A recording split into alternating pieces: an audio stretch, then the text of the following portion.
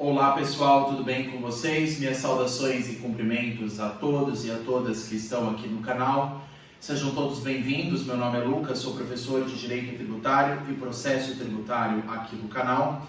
E hoje nós vamos dar prosseguimento aos nossos estudos na disciplina de espécies tributárias em preparação para a primeira fase do exame da OAB, esse 40º exame de ordem que ocorrerá na primeira fase, se não me engano, no mês de março, acho que dia 21 de março, no mês de março desse ano de 2024.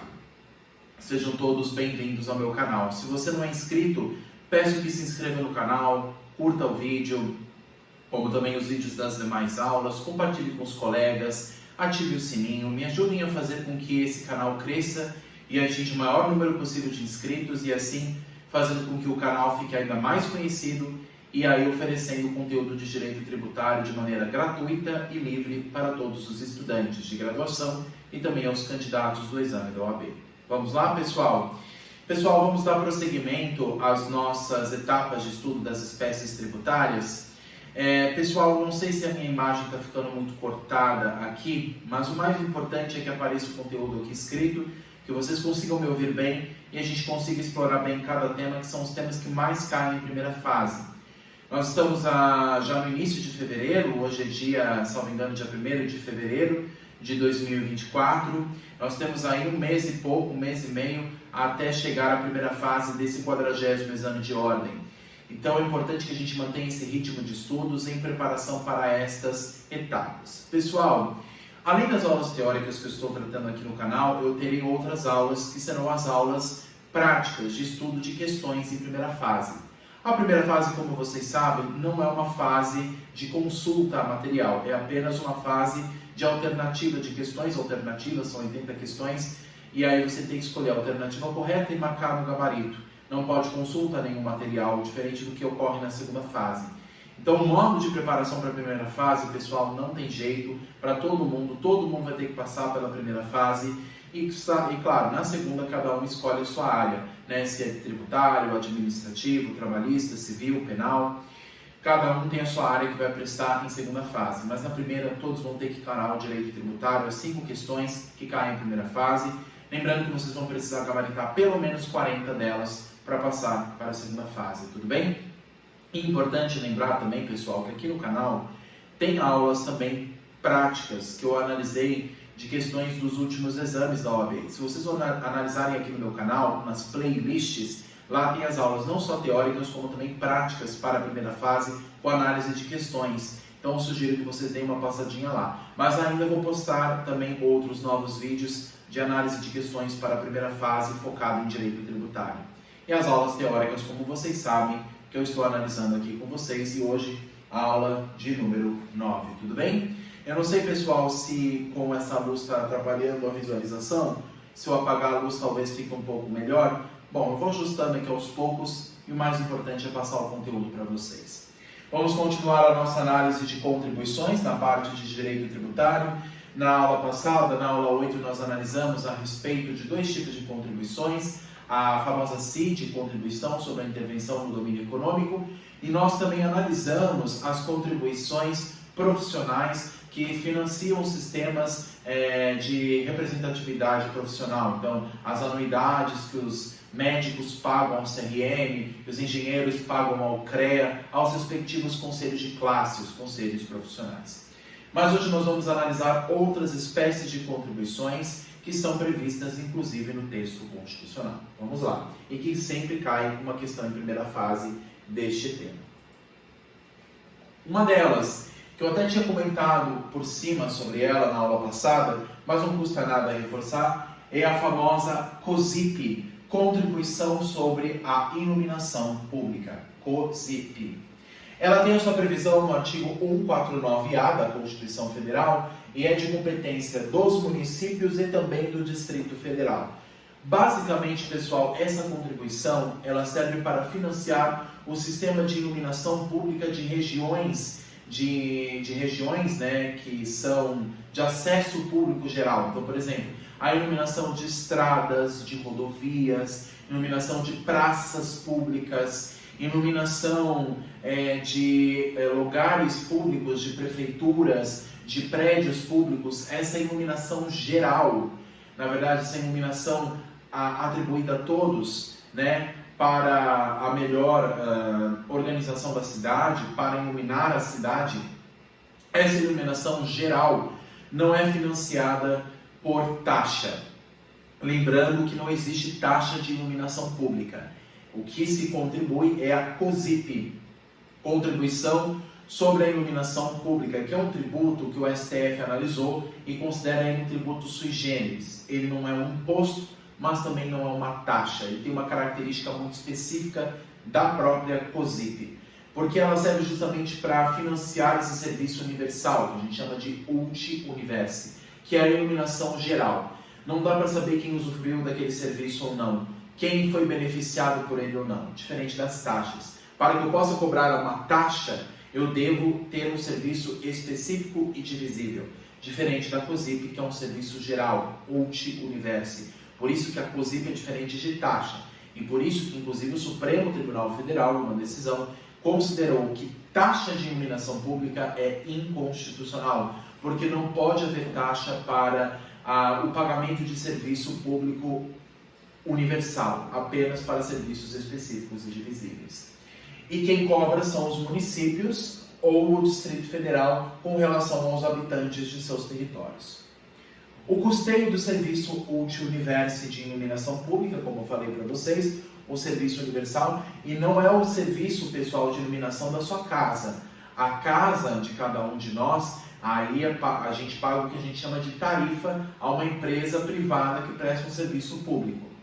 Então, não é nem taxa que a gente paga uma tarifa, pela prestação do serviço público, tá? Por uma empresa privada. Aqui em São Paulo nós temos a famosa Enel, que é uma empresa que presta serviço em nome do Estado de São Paulo para o fornecimento de energia elétrica em domicílios, em regiões comerciais e tudo mais. Mas a iluminação que eu estou falando aqui é a iluminação pública geral, não é a iluminação da sua casa, é a iluminação de praças públicas, de rodovias, de lugares que todo mundo transita e passa, todo mundo frequenta, e não dá para saber quem usufruiu daquele serviço ou não. Portanto, é um serviço Ulti Universi, prestado à universalidade, a todas as pessoas, sem saber a distinção, sem fazer distinção de quem usufruiu ou não. Então, como não é um serviço singular, não pode ser financiado por taxa. As arrecadações desta COSIP são vinculadas, são tributos sui generis, segundo o STF. Uma vez arrecadado esta COSIP, ela vai ser destinada a uma finalidade específica, que no caso, para a manutenção, por exemplo, da iluminação em praças públicas, em regiões onde as pessoas frequentam. Então, a destinação do recurso arrecadado pelo município em fase de COSIP, então o recurso que foi arrecadado pelo município, pela prefeitura, desta COSIP, vai ser destinado, terá o seu recurso vinculado à manutenção desse serviço de iluminação pública fornecido à coletividade. E é facultado na fatura de energia elétrica. Ela pode ser embutido na tarifa de energia elétrica, a COSIP. Então, junto com a tarifa de energia que você recebe, o município pode, de maneira facultativa, embutir esta COSIP para ser paga junto com a tarifa de energia elétrica. Tudo bem? Essa é uma contribuição, pessoal, que às vezes cai em prova e às vezes tem uma questão de primeira fase que acaba perguntando sobre ela, sobre essa questão de iluminação, se é constitucional haver taxa ou é contribuição, qual que é a forma de financiamento da iluminação pública em geral, das cidades em geral. Então, o que contribui para a iluminação pública, o que financia a iluminação das cidades é a COSIP, Contribuição sobre a Iluminação Pública de competência municipal e também do Distrito Federal. Tudo bem até aqui? Esses são pontos que eu gostaria de tratar com vocês, lembrando que ele é um tributo sui generis, com uma característica específica, que o diferencia das demais contribuições, das taxas e dos impostos. Este é um tipo de contribuição que pode cair também para vocês em uma questão de prova. Um outro ponto importante, pessoal, uma outra contribuição, mas a gente vai tratar com mais calma sobre ela mais à frente, é a contribuição para os regimes próprios de serviços públicos, que é o RPPS, regime próprio de previdência dos servidores públicos. A contribuição para os regimes próprios de servidores públicos é um tipo de tributo que cai muito em prova, pessoal. Mais à frente a gente vai ter uma aula específica sobre as contribuições sociais. O que são as contribuições sociais? É um outro tipo de contribuição que serve para financiar um macrosistema, que nós vamos estudar com calma, que é o sistema da Seguridade Social, formado por Previdência Social, Assistência Social e o Sistema de Saúde. São 3 regimes específicos que vinculam a esse grande sistema que é a Seguridade Social, que visa atender às necessidades mais básicas da população, como o sistema de saúde, a exemplo do SUS, o Sistema Único de Saúde, que existe essa parceria entre a iniciativa público-privada, inclusive. Também nós temos o sistema previdenciário, ou seja, as pessoas vão contribuindo por um tempo e depois vão ter direito ao acesso ao benefício de aposentadoria. E existe o sistema de assistência social, que vem ajudar pessoas em situação de grande vulnerabilidade, moradores de rua, pessoas que não têm condição de subsistência. Então, o sistema é de grande necessidade para a população. É um sistema que visa ajudar as pessoas que têm menor condição, menor qualidade de vida. Então, o sistema da Seguridade Social visa justamente trazer uma melhor qualidade para a população. Mas esse sistema geral, pessoal, esse sistema da Seguridade Social, mais especificamente o sistema previdenciário, que nós vamos estudar um pouco mais à frente, embora nós sabemos que quem vai tratar mais sobre isso é a disciplina de Direito Previdenciário, o objetivo do canal é focar apenas no aspecto tributário, do financiamento do sistema previdenciário, isso que nos interessa aqui. Mas pode cair uma questão de direito financeiro e direito previdenciário falando desse tema, porque o direito tributário é uma matéria que é muito próxima dessas outras, que são partes do direito público. O que nos interessa aqui é entender o financiamento do sistema de previdência, que se dá por meio das contribuições, que são tributos. Elas se encaixam no conceito do artigo 3º do CTN, são contribuições compulsórias, são valores que devem ser pagos pelas pessoas. Agora, existem 2 regimes que nós vamos estudar mais à frente.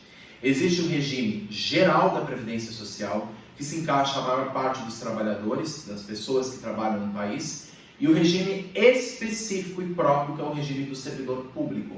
Então, se eu sou servidor público do município de São Paulo, a contribuição previdenciária que eu pago é para a Prefeitura de São Paulo, não é para a União. Se eu sou servidor público do Estado de São Paulo, a contribuição previdenciária que eu pago é para os cofres do Estado, não é para os cofres da União. Se eu sou servidor público do Distrito Federal, a mesma coisa. Então, existem regimes próprios de servidores públicos. O regime próprio do servidor público federal não é o mesmo do estadual, que não é o mesmo do municipal. Cada funcionário público está ligado a este regime previdenciário específico, que é apenas destinado a servidores públicos, aos servidores do ente estatal. Então, é de competência de cada ente federativo, cobrado dos servidores aposentados, ativos e pensionistas. Pessoal, este é um tema que muitas vezes eu vi cair em questão de primeira fase, principalmente de primeira fase, fazendo uma confusão, e quanta gente que erra essa alternativa. Porque o pessoal pensa o seguinte, a gente vai ver isso mais a fundo lá na frente. O sistema previdenciário, em regra, é o sistema federal. Quem administra esse sistema é o INSS, uma autarquia federal, o Instituto Nacional do Seguro Social. Entretanto, para servidores públicos, de maneira excepcional, existe um regime separado, um regime próprio, ligado ao ente político no qual ele está vinculado. Então, se eu sou servidor público do município, eu vou ter o meu regime previdenciário ligado ao município, não ao governo federal, não ao INSS. Se eu sou um servidor público do Estado, a mesma coisa. Servidor público do Estado de São Paulo. Então, a contribuição que eu vou pagar é para o meu Estado, é para o local onde eu estou vinculado por meio do concurso. Sou um servidor público do Estado de São Paulo. Trabalho, por exemplo, para a Assembleia Legislativa do Estado. Ou sou, por exemplo, assistente de um desembargador do Estado de São Paulo, desembargador do Tribunal de Justiça de São Paulo. A aposentadoria que eu vou receber não é do governo federal, é do regime próprio do Estado de São Paulo para servidores públicos do Estado. Então, é um regime separado. e cabe a cada ente federado. Tem questão de primeira fase que confunde o candidato e diz assim: pode o Estado cobrar essa contribuição se ela é de competência federal? Bom, se nós estamos falando de um regime de servidor público, pode. Se nós estamos falando de uma pessoa que é contribuinte e esse contribuinte é um servidor público daquele ente federado, então ele vai pagar, ele vai contribuir ao sistema previdenciário daquele ente público que ele está vinculado. Se eu sou servidor público do município, a minha contribuição que eu vou ter que pagar, que é obrigatória, eu vou ter que pagar para os cofres do município, não para a União. Eles podem fazer uma confusão. Mas será que o Estado pode cobrar contribuições previdenciárias? Será que o município pode cobrar contribuições previdenciárias? Se for dos seus servidores públicos, a resposta é sim. Então, é uma exceção que cai, inclusive, em questão, como eu falei, de primeira fase. Tem um regime específico, diferente do regime geral, que a gente chama de RGPS, Regime Geral da Previdência Social. Aí sim, esse regime, que não é dos servidores públicos, esse último regime, esse sim é vinculado a um regime federal, aos cofres federais. Então, se eu sou um trabalhador privado de uma empresa, eu trabalho numa empresa, o que eu vou ter que pagar é a contribuição previdenciária ao INSS, que é uma autarquia federal. Então, eu direciono a minha contribuição ao sistema federal, ao RGPS, ao Regime Geral de Previdência Social. Mas isso é o regime geral. O que nós estamos falando aqui é regime específico. O RPPS, regime privado ou regime próprio de previdência social ou dos servidores públicos, esse é um regime que é separado do regime geral. E esse regime é vinculado a cada ente federado. Cada ente federado tem o seu, a depender, no caso, do servidor público, a qual ele está vinculado. Tudo bem? Então, o regime próprio é uma coisa, o regime federal, que é o regime geral, é outra. É importante a gente ter essa distinção, porque pode cair uma questão de primeira fase perguntando sobre isso. Um outro ponto importante sobre contribuições, pessoal, mas as contribuições sociais, como eu falei para vocês, pessoal, nós vamos tratar mais a fundo lá na frente. Eu estou trazendo apenas alguns pontos delas. E outro exemplo é as contribuições sociais residuais. O que é isso? Além das contribuições já previstas no texto constitucional, como nós vamos ver, a contribuição sobre a folha de pagamento, a famosa CSLL, Contribuição Social sobre o Lucro Líquido, a antiga PIS e COFINS, Programa de Integração Social e a Contribuição ao Financiamento da Seguridade Social. Essas contribuições previstas no texto constitucional, a União é que institui. Agora, quando a gente fala de novas contribuições sociais, quem é que pode instituir? Apenas a União. Então a União pode instituir outras contribuições, além das já previstas na Constituição? Pode, porque até a própria Constituição já prevê isso, essa possibilidade. Mas há um limite para isso. E isso é perceptível no artigo 154, inciso 1 da Constituição Federal. Para que a União possa criar outras contribuições, além das previstas no texto constitucional, ela tem que ser instituída por meio de lei complementar. Não pode ser por lei ordinária e nem mesmo medida provisória. Tem que ser obrigatoriamente lei complementar. Inclusive, para se aprovar uma lei complementar no Congresso Nacional, é muito mais difícil do que uma lei ordinária. O quórum de aprovação deve ser maior, é mais qualificado. Por conta disso, para a aprovação de uma contribuição social residual, requer uma lei complementar obrigatoriamente. Que essa nova contribuição não pode ser cumulativa e não pode ter o mesmo fato gerador nem base de cálculo idênticos das já existentes. Ou seja, a União pode criar novas contribuições, mas não podem ser iguais às outras. Elas podem ter alguma semelhança, mas não pode ter a mesma base de cálculo nem o mesmo fato gerador. Ou seja, não pode ter a mesma hipótese de incidência, não pode ter a mesma regra matriz de incidência do que em relação às outras contribuições. Criou uma nova contribuição, deve haver uma diferença de base de cálculo, de alíquota, de tempo para a cobrança, deve ter as suas diferenças específicas que devem ser disciplinadas por quem? Pela lei complementar. É a lei complementar que vai disciplinar esse tipo de diferença. Tudo bem? Esse tipo de, no caso,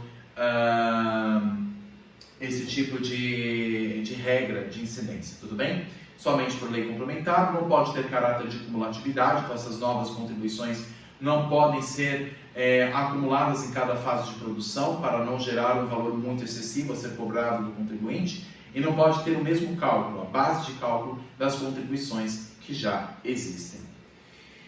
E só a União pode fazer isso. Se falar lá na questão, e teve uma questão de primeira fase que perguntou sobre isso, o Estado pode criar, até uma questão de segunda fase também, o Estado pode criar novas contribuições sociais além das já previstas no texto constitucional? O município também pode? Não. Essa é uma contribuição, é uma competência específica da União, que a gente chama de competência residual. Apenas a União, o governo federal, pode instituir novas contribuições além das já previstas no texto constitucional. Tudo bem?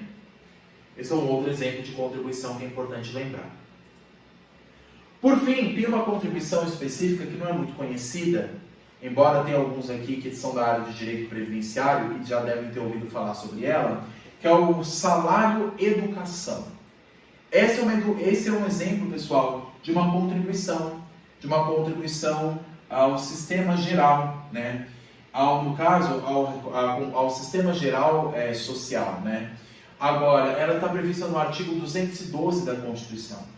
O salário educação, pessoal, é uma contribuição geral que não serve para financiar o sistema da Seguridade Social. Portanto, ela não é a mesma coisa do que aquelas contribuições que a gente viu, contribuições residuais, ou aquelas já instituídas em lei, que nós vamos ver mais à frente, a CSLL, PIS, COFINS, a contribuição sobre a folha de pagamento. Então, ela não visa financiar o sistema da Seguridade Social, mas sim o sistema público de educação básica, tendo uma característica de parafiscalidade. Então, a arrecadação desse salário educação, que é muito estudado, inclusive no direito previdenciário, ele não visa financiar o sistema de saúde, nem assistência, nem previdência. Portanto, ele não está vinculado ao sistema da Seguridade Social, mas sim ao sistema geral, ao sistema, por exemplo, da educação.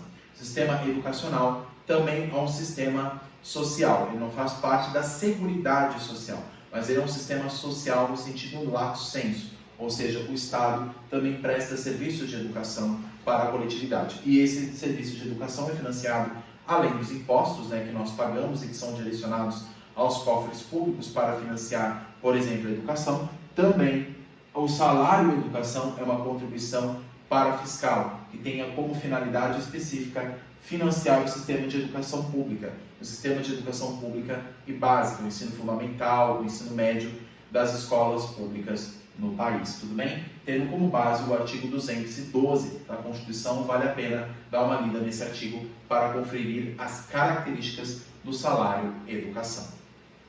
Tudo bem, pessoal? Pessoal, essas são as considerações que eu queria fazer com vocês na aula de hoje. Como eu falei, nós vamos trabalhando com calma cada um dos temas. Nas próximas aulas nós vamos tratar com mais detalhes do sistema previdenciário. É claro que isso é uma matéria que mais foca ao direito previdenciário. Nós estamos no direito tributário, mas o objetivo aqui justamente é a gente estudar os aspectos tributários do financiamento da Seguridade Social, que é o que nos interessa. E esse financiamento se dá por meio dos tributos. E nós vamos estudar com um pouco mais de detalhes, cada um deles tendo como base, inclusive, a Lei 8.212, que é a lei do regime geral da Previdência Social. Tudo bem? E nós vamos aos poucos tratando outros temas que caem em primeira fase aqui de direito tributário. Pessoal, se tiverem dúvidas, por favor, mandem nos comentários. Eu estou à disposição de vocês no que for necessário.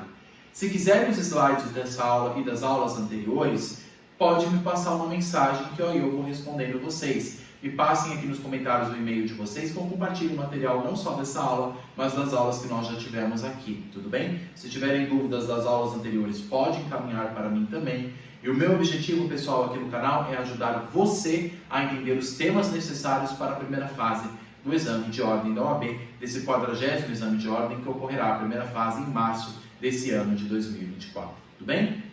Aqui é o professor Lucas, professor de Direito e Processo Tributário. E se tiverem qualquer consideração também para melhorar o canal, deixem aqui nos comentários e aí eu vou respondendo vocês para melhorar a filmagem. Às vezes eu preciso acender um pouco a luz ou às vezes preciso desligar, a depender da imagem que aparece aqui, mas o meu objetivo é ajudar a todos a compreender a matéria. Isso é o mais importante, tá bom?